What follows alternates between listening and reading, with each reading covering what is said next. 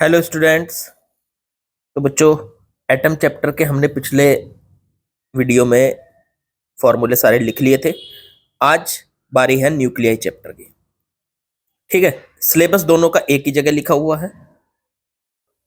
तो ये जो सिलेबस है ये आपने पिछली वीडियो में भी देखा था। ये जेईई मेन का 2024 का सिलेबस है और नीचे ये नीट का सिलेबस है, एटम और न्यूक्लियाई दोनों चैप्टर का। ठीक है, चलो अब न्यूक्लियाई के फॉर्मूले लिखने शुरू करो।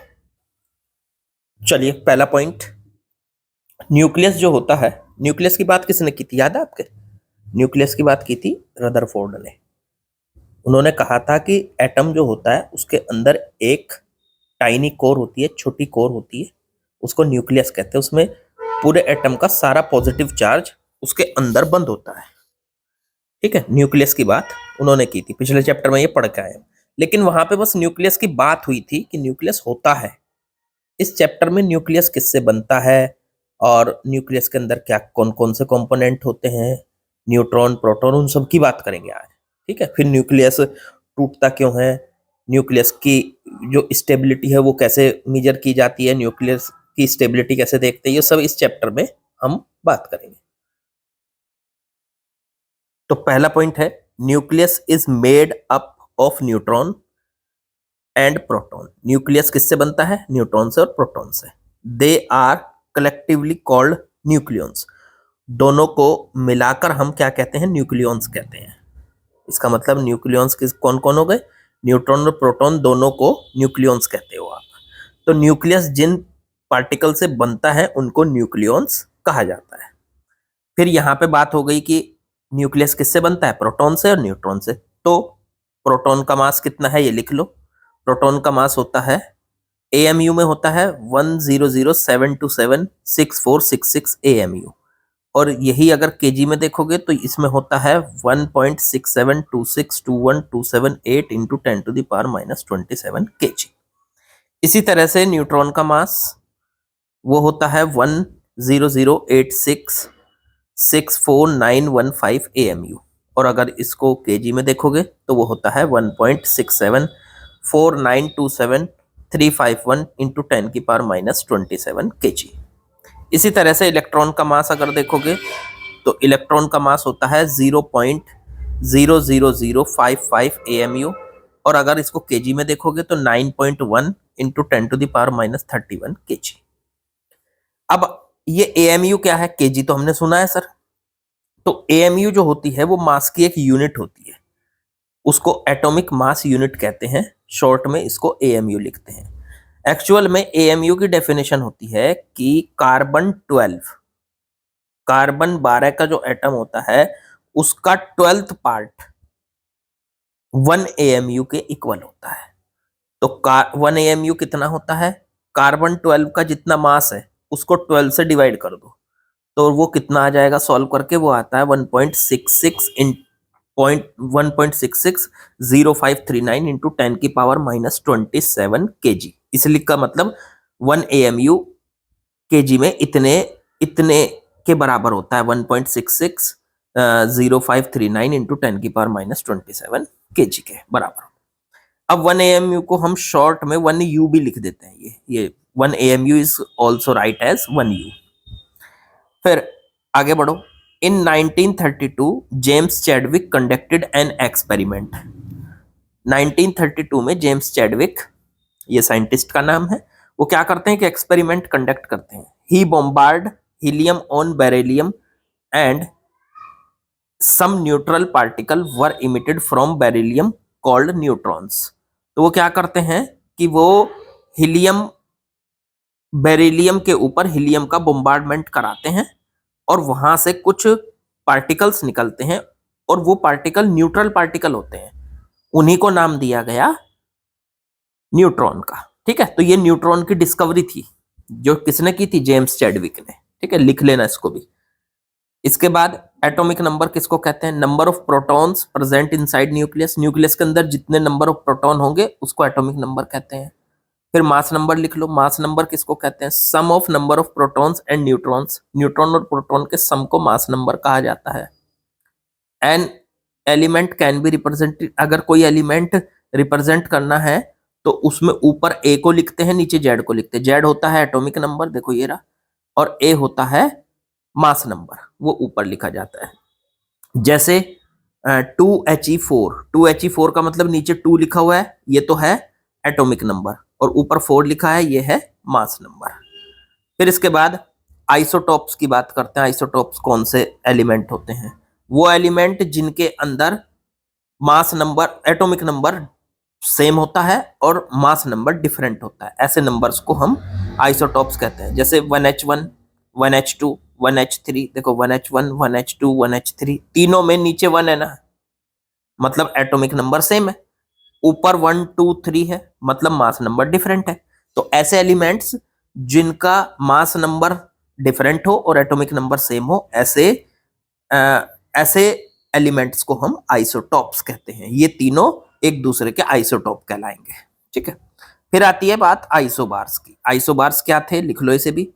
सेम मास नंबर, जिनका मास नंबर सेम हो एंड डिफरेंट एटॉमिक नंबर। अब ऐसे कुछ एलिमेंट होते हैं जिनका मास नंबर सेम होता है लेकिन एटॉमिक नंबर अलग अलग होता है, उनको आइसोबार्स बोलते हैं।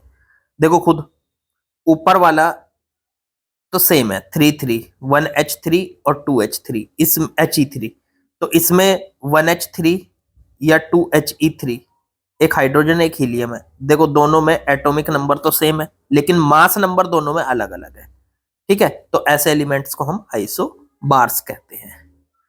चलो आगे बढ़ते हैं, लिखते जाओ इन्हें सबको साथ साथ। फिर बात आती है आइसोटोन्स की। आइसोटोन्स वो होते हैं जिनमें सेम नंबर ऑफ न्यूट्रॉन्स होते हैं, ऐसे एलिमेंट जिनमें न्यूट्रॉन सेम होंगे। जैसे 80Hg198 एंड 79Au197, दोनों में नंबर ऑफ न्यूट्रॉन्स अगर आप निकालना चाहते हो तो वो सेम रहेगा। अब नंबर ऑफ न्यूट्रॉन्स कैसे निकलते हैं? तो नंबर ऑफ न्यूट्रॉन्स निकालने के लिए आप ए में से जेड को माइनस कर दीजिए, मतलब ऊपर वाले नंबर में से नीचे वाले नंबर को माइनस कर दीजिए, तो नंबर ऑफ न्यूट्रॉन्स आपके सामने आ जाएंगे। अब दोनों में चेक कर लो, देखो 198 में से 80 को माइनस करो, कितना बचेगा? तो ये बचे 118। ऐसे ही 197 में से 79 को, उसमें भी 118 बचेंगे, तो दोनों में नंबर ऑफ न्यूट्रॉन सेम है। Next, isolated proton can exist and remains stable. अगर प्रोटॉन को आपने बाहर निकाल लिया न्यूक्लियस के अंदर से, तो वो स्टेबल रह सकता है, अकेला रह सकता है, but isolated neutrons can't exist without nucleus. लेकिन न्यूट्रॉन जो होता है वो न्यूक्लियस के बिना अकेला नहीं रह सकता, एग्जिस्ट नहीं करता या स्टेबल नहीं रह सकता। तो क्या करेगा ये? अगर न्यूट्रॉन को आपने किसी तरीके से न्यूक्लियस से बाहर निकाल दिया तो it is unstable and break down. Break down हो जाता है, टूट जाता है। एक न्यूट्रॉन जो होता है वो प्रोटॉन, इलेक्ट्रॉन, ये जो P है, P+ इसका मतलब है प्रोटॉन, N का मतलब है न्यूट्रॉन, E का मतलब इलेक्ट्रॉन, और ये हो गया आपके पास एंटी न्यूट्रिनो, ठीक है। इसकी तो बात नहीं करते अभी, तो बस आप ऐसे समझ सकते हो कि न्यूट्रॉन जो है वो किस किस में टूट जाता है, प्रोटॉन और इलेक्ट्रॉन में टूट जाता है। आप किसी न्यूक्लियस से न्यूट्रॉन को बाहर निकाल लो तो वो प्रोटॉन और इलेक्ट्रॉन में अलग अलग टूट जाता है, वो ज्यादा देर एग्जिस्ट नहीं करता अकेला। न्यूट्रॉन न्यूक्लियस के अंदर ही सेफ है, बाहर निकलेगा तो वो टूट जाएगा, वो बाहर आके अनस्टेबल हो जाता है। नेक्स्ट, अब आपको फॉर्मूला याद रखना है इसका, न्यूक्लियस का साइज। न्यूक्लियस का जो साइज होता है, उसकी जो रेडियस होती है वो डिपेंड करती है उसके मास नंबर पे। आप यहां से ये कह सकते हो कि न्यूक्लियस की जो रेडियस होती है वो उसके मास नंबर की 1/3 पावर के प्रोपोर्शनल होती है। जब ये फॉर्मूला आपको करोगे, प्रोपोर्शनलिटी साइन हटाओगे तो यहाँ R0 आ जाएगा, तो R is equal to R0 A की power 1/3, where R0 is equal to 1.2 fermi और 1.2 इंटू 10 की पावर -15 मीटर, ठीक है। तो R0 यहाँ पे क्या है? तो बस सीधी सी बात है, ये इंपॉर्टेंट फॉर्मूला है। न्यूक्लियस की जब भी रेडियस आपको निकालनी है तो ये फॉर्मूला आपको यूज करना है, R बराबर R0 A to the power 1/3। Next है डेंसिटी ऑफ न्यूक्लियस। न्यूक्लियस की डेंसिटी कैसे निकालते हैं? देखो न्यूक्लियस की डेंसिटी ना एक कांस्टेंट टर्म है, चाहे न्यूक्लियस छोटा हो चाहे बड़ा हो, न्यूक्लियस की डेंसिटी सबकी सेम होती है। चाहे हीलियम का न्यूक्लियस है चाहे यूरेनियम का न्यूक्लियस है। हीलियम का न्यूक्लियस देखो बहुत छोटा है, हाइड्रोजन का न्यूक्लियस बहुत छोटा है, यूरेनियम का न्यूक्लियस बहुत बड़ा होता है, पर सबकी डेंसिटी सेम होती है। वजह वजह देखो, ये यही लिख रखा है यहाँ पे, इट इज इंडिपेंडेंट फ्रॉम ए और जेड। ना तो ये मास नंबर पे डिपेंड करती, ना ये एटॉमिक नंबर पे डिपेंड करती है। कैसे निकालोगे डेंसिटी? मास बटे वॉल्यूम। अब मास है ऊपर ए और बटे वॉल्यूम है 4/3 पाई आर क्यूब। ए को जो का तू रखो, आर की जगह रख दो 4/3 पाई, आर की जगह ऊपर वाला फॉर्मूला रख दिया हमने आर नॉट ए की पावर 1/3। तो ए से ए कट जाएगा, और ये डेंसिटी देखो किस पे डिपेंड कर रही है? किसी पे भी नहीं, ना तो ये ए पे डिपेंड कर रही, ना जेड पे। 3/4 पाई आर नॉट क्यूब। अब इसको सॉल्व करेंगे, जब हम आर नॉट की वैल्यू रखेंगे तो ये आ जाएगी 2.4 इंटू 10⁻17 kg पर मीटर क्यूब। तो इसकी जो डेंसिटी होती है वो हमेशा एक कांस्टेंट वैल्यू होती है, वो किसी पे डिपेंड नहीं करती। चलो न्यूक्लियर फोर्स की बात करो। This force binds the nucleus. भाई होता क्या है, न्यूक्लियस को बांध के किसने रखा है? सारे के सारे एक ही जगह हैं भाई, उसके अंदर न्यूट्रॉन भी है, प्रोटॉन भी है, प्रोटॉन के बीच में तो रिपल्शन होता है, लेकिन रिपल्सिव फोर्स से भी बड़ा एक फोर्स होता है जिसको कहते हैं न्यूक्लियर फोर्स, जो उन प्रोटॉन्स को बांध के रखता है, उन न्यूट्रॉन्स को आपस में बांध के रखता है। तो ये न्यूक्लियर फोर्स किस किस के बीच में लगता है? सारे न्यूक्लियॉन्स के बीच में लगता है, न्यूट्रॉन न्यूट्रॉन के बीच में लगता है, प्रोटॉन प्रोटॉन के बीच में लगता है, और न्यूट्रॉन और प्रोटॉन के बीच में भी लगता है। ये कंजर्वेटिव होता है नेचर में, ठीक है। और consider two nucleon separated by a distance R. अगर दो न्यूक्लियॉन्स को सोचा जाए आर डिस्टेंस पे रखे हैं, then nuclear force can be given as. तो उनके बीच में लगने वाला न्यूक्लियर फोर्स जो है वो इस फॉर्मूले से आप निकाल सकते हो, F बराबर माइनस का du बटे dr, जहां U हो गई उनकी पोटेंशियल एनर्जी। F हो गया न्यूक्लियर फोर्स, U हो गई potential energy, and this force is short range force. और ये फोर्स शॉर्ट रेंज फोर्स होता है, मतलब बहुत कम रेंज में तो ये लगता है, अगर रेंज आपने बढ़ा दी तो ये ना लगना बंद हो जाता है। उसको दिखाने के लिए आपके सामने एक ग्राफ बनाने जा रहे हैं, graph between potential energy and distance between nucleons. देखो जैसे जैसे आर की वैल्यू, आप ऐसे समझो दो न्यूक्लियॉन्स है, एक ये रहा एक ये रहा, उनके बीच में जो गैप है वो है आर नॉट, ठीक है, ये रहा आर नॉट। अब ये आर नॉट यहाँ पे है, देखो ये रहा आर नॉट। अगर आर नॉट से थोड़ा सा बढ़ाओगे तो देखो पोटेंशियल एनर्जी बढ़ रही है, ऊपर जा रहा ग्राफ। पोटेंशियल एनर्जी बढ़ेगी तो इसका मतलब इनके बीच में लगेगा अट्रैक्शन। तो जैसे ही ये न्यूक्लियॉन्स एक दूसरे से थोड़ा दूर जाएंगे, एक दूसरे से दूर जाने की कोशिश करेंगे, आर नॉट की वैल्यू बढ़ेगी, तो उनके बीच में पोटेंशियल एनर्जी बढ़ेगी। पोटेंशियल एनर्जी बढ़ने की वजह से उनके बीच में अट्रैक्शन फोर्स लगेगा, वो वापस वहीं आ जाएंगे। फिर अगर आर नॉट से कम करोगे तो देखो पोटेंशियल एनर्जी यहां से नीचे आते हुए ऐसे घट रही है, इस तरीके से घट रही है, या ये कह लीजिए कि इनके बीच में अट्रैक्टिव फोर्स लगता है, अट्रैक्टिव फोर्स लगता है। अगर आर नॉट पे खड़े हो आप, आर नॉट से थोड़ा सा बढ़ाओगे तो भी अट्रैक्टिव फोर्स लग रहा है, आर नॉट से थोड़ा सा कम करोगे तो भी अट्रैक्टिव फोर्स लग रहा है, ठीक है ना, इस तरीके से लग रहा है ये। तो ये ग्राफ ज्यादा इंपॉर्टेंट तो नहीं है, लेकिन फिर भी मैं कहूंगा कि हाँ ठीक है, आपको ये पता होना जरूरी है कि इसकी पोटेंशियल एनर्जी किस तरह से बढ़ती है। देखो पोटेंशियल एनर्जी यहां से ऐसे घट रही है, अगर इधर से आए, मैं पेन लेके कर देता हूँ इसको, देखो यहां से आए तो ये ऐसे पोटेंशियल एनर्जी घट रही है, घट रही है, घट रही है, घट रही है। जब तक पोटेंशियल एनर्जी घटेगी तो इनके बीच में लगेगा रिपल्शन, घट रही है ना तो रिपल्शन। और जब ये यहां से बढ़नी शुरू हो जाएगी, बढ़नी शुरू हो जाएगी, तो इनके बीच में लगना शुरू हो जाएगा अट्रैक्शन, ठीक। तो ये मैंने बात लिख भी दी है, देखो आगे चलो। Potential energy decreasing, potential energy जो है वो डिक्रीज हो रही है, ये रही ए से बी तक डिक्रीज हो रही है, तो एफ रिपल्सिव है। और जब ये पोटेंशियल एनर्जी इंक्रीज हो रही है तो एफ अट्रैक्टिव है, फिर अट्रैक्टिव होता है। तो it means when R R naught से बड़ा है तो एफ अट्रैक्टिव होगा, और जब आर आर नॉट से छोटा है तो एफ रिपल्सिव होगा। जहां आर नॉट होता है अप्रोक्स 0.8 फर्मी का, तो जब न्यूक्लियॉन्स के बीच में 0.8 फर्मी की डिस्टेंस होती है, उससे कम या ज्यादा करोगे तो रिपल्सिव और अट्रैक्टिव दोनों तरीके के फोर्स लगते हैं। चलो जी, अगला पॉइंट लिखना है आपको, मास डिफेक्ट। ये बहुत इंपॉर्टेंट है। मास डिफेक्ट क्या होता है? एक्चुअल में होता क्या है, अगर न्यूक्लियस का मास अगर आप निकालोगे तो वो उसके न्यूक्लियॉन्स के सारे मास से अलग आएगा। मान लो किसी में, ऐसे समझो, मान लो किसी न्यूक्लियस के अंदर 2 प्रोटॉन है 2 न्यूट्रॉन है, तो आप सोचोगे कि न्यूक्लियस का मास 4 न्यूक्लियॉन्स के बराबर होगा, 2 प्रोटॉन 2 न्यूट्रॉन, लेकिन ऐसा होता नहीं है। होता यह है कि न्यूक्लियस का मास जब निकालते हो, मान लो वो आया 2 ग्राम, मैं एग्जांपल ले रहा हूं, वैसे 2 ग्राम तो होगा नहीं, वो तो एएमयू में होगा, बहुत कम होगा, तो 2 ग्राम है। और अगर आपने उनका न्यूक्लियॉन्स का अलग अलग मास निकाला तो वो आया मान लो 3 ग्राम। तो हमेशा न्यूक्लियॉन्स का मास न्यूक्लियस के मास से ज्यादा होता है, उसी को हम मास डिफेक्ट कहते हैं। ये मैंने आप लोगों को समझाया हुआ, ऐसे लिख लो फिर से दोबारा कि मास डिफेक्ट होता क्या है, और ये डिनोट करता है डेल्टा एम से। अब टोटल मास ऑफ न्यूक्लियॉन्स और माइनस में मास ऑफ न्यूक्लियस, उसी को कहते हैं मास डिफेक्ट। इसके लिए आप ये देख लो, ये फॉर्मूला याद रखो। एमपी का मतलब है यहां पर प्रोटॉन का मास, और प्रोटोनों की संख्या है जेड, तो टोटल प्रोटॉन्स का मास हो गया जेड इंटू एमपी।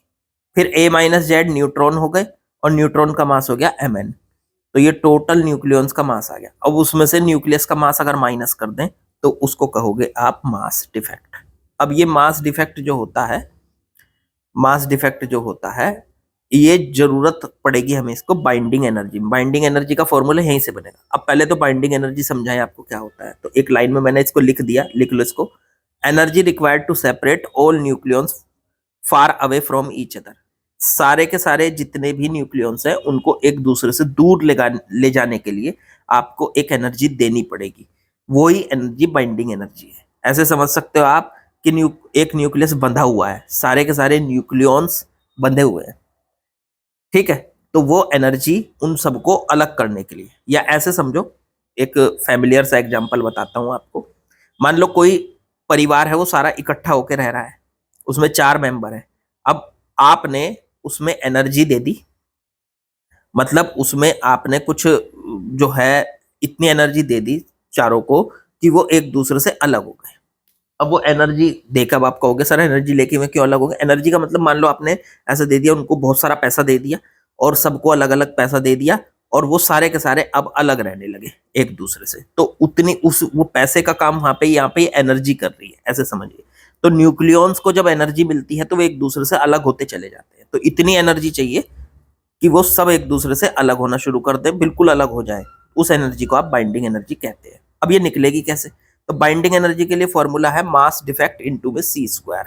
ये तो आपको तब यूज करना है जब मास एएमयू में दिया हो, सॉरी एएमयू में नहीं, ये मास केजी में दिया हो, उल्टा लिख दिया मैंने, नहीं ऊपर वाले को, हाँ ठीक है एक ही बात है। ऊपर वाले में ये जो मास है ना, चलो इसे लिख देता हूं मैं यहाँ पे जो ये डेल्टा एम है गिवन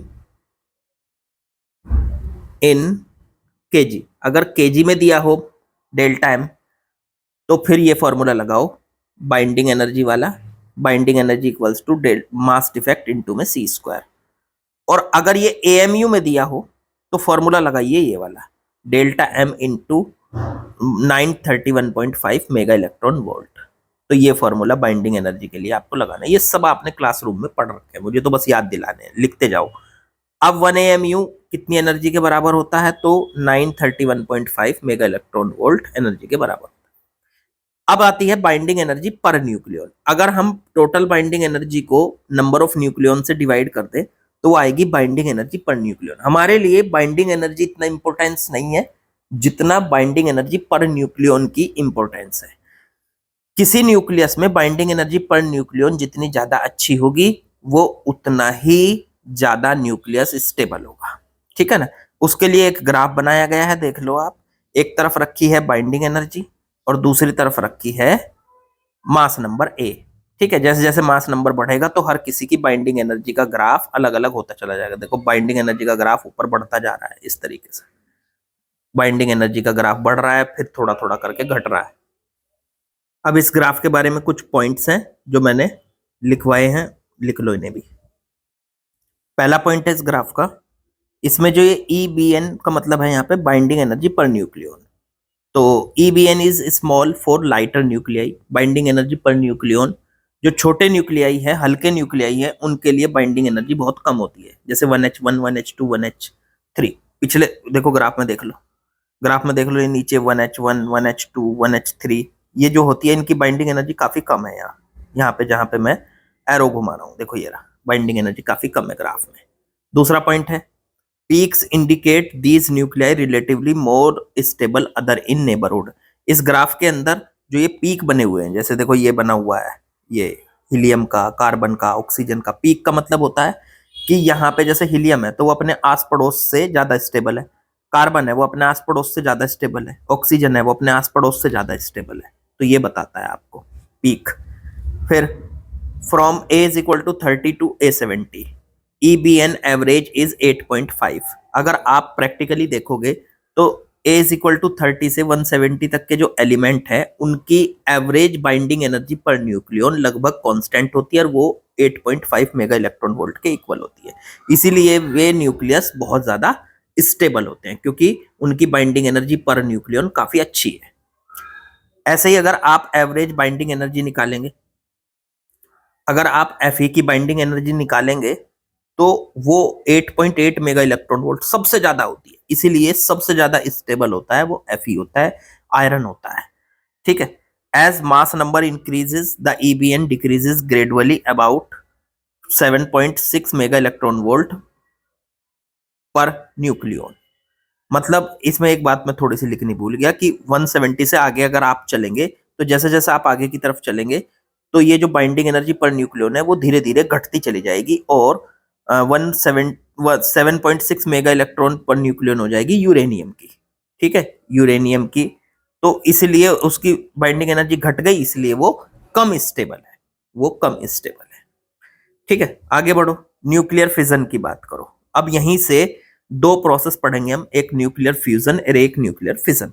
न्यूक्लियर फिजन क्या होता है, जब एक हैवी न्यूक्लियस और स्मॉल न्यूक्लियस में टूट जाता है, दो या दो से अधिक स्मॉल न्यूक्लियस में टूट जाता है, तो इस प्रक्रिया को, इस प्रोसेस को, न्यूक्लियर इस रिएक्शन को कह लो न्यूक्लियर फिजन कहा जाता है। मान लो एक बड़ा सा न्यूक्लियस है और वो टूट के दो छोटे छोटे न्यूक्लियस बन गया, तो वो प्रोसेस होता है न्यूक्लियर फिजन।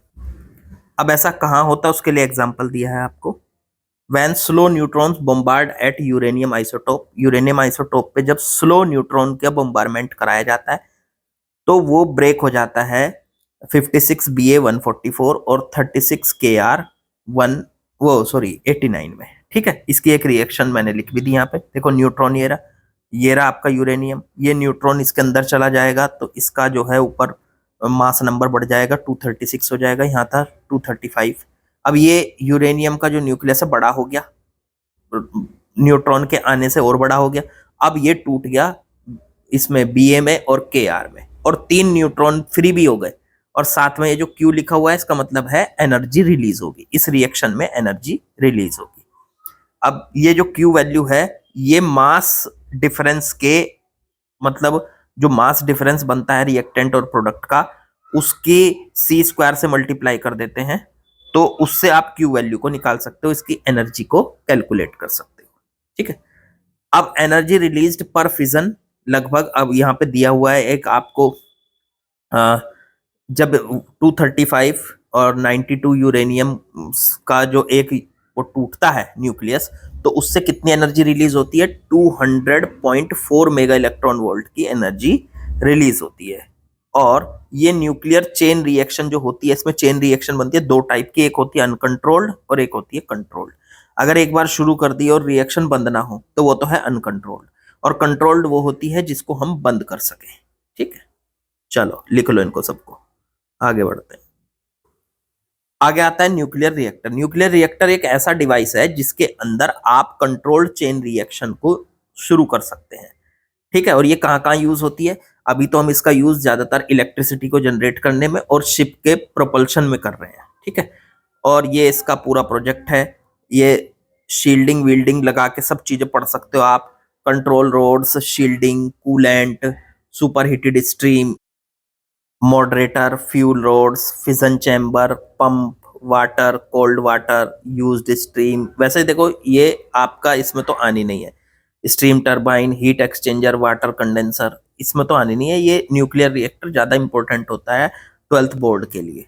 ठीक है, लेकिन फिर भी मैंने इसको लिख दिया, अगर इसमें बीच में से कहीं सवाल पूछे। न्यूक्लियर फ्यूल वो मटेरियल होता है जो फिजन के लिए यूज होता है, जैसे यूरेनियम।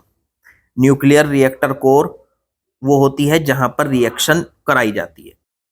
मॉडरेटर जो होता है वो जो फास्ट मूविंग न्यूट्रॉन्स हैं उनको स्लो करने के काम में आता है। उसमें यूज करता आप heavy water, graphite, deuterium etcetera. Control rods का काम है to control rate of fission. Fission कितना होगा उसको कंट्रोल करने के लिए आप कंट्रोल रोड्स यूज करते हो। वो सब ऊपर इसमें फिगर में देखो दिखाई गई है कैसे कैसे ये बनता है, ठीक है। फिर कूलेंट, कूलेंट होता है जो कि न्यूक्लियर रिएक्टर के टेम्परेचर को कम करने के काम आता है। न्यूक्लियर रिएक्टर से हीट को निकालने के काम आता है। उसमें ऑर्डिनरी वाटर यूज किया जाता है हाई प्रेशर पे। एक शील्डिंग, शील्डिंग होता है कवर। हार्मफुल जो रेडिएशन उसमें से निकलेगा वो बाहर किसी को नुकसान ना पहुंचाए, उसके लिए उसकी शील्डिंग कर दी जाती है। वो शील्डिंग का मतलब होता है उसका कवर, ठीक। चलो आगे बढ़ो। न्यूक्लियर फ्यूजन, अब है दूसरी प्रोसेस आती है न्यूक्लियर फ्यूजन।